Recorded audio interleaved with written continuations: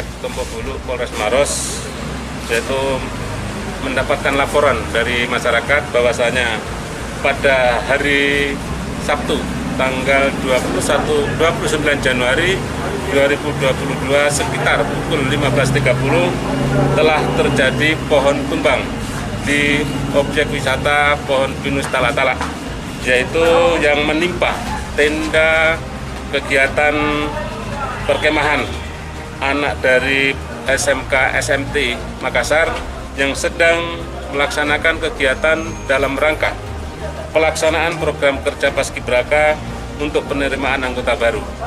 Sehingga di sana sementara melaksanakan kegiatan tiba-tiba hujan keras dan angin kencang sehingga langsung ada 2 pohon pinus yang tumbang. Ada berapa orang Pak jadi korban dalam kejadian itu?